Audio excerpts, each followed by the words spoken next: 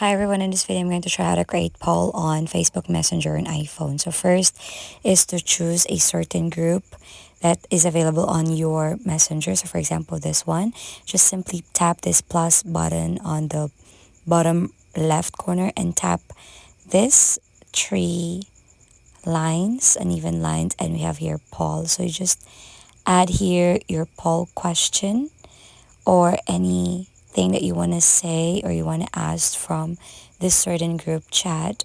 So for example, what to eat later, guys, then you can now add as many options as you can in here. So for example, I'll be adding three options, which is pasta, burger, and salad.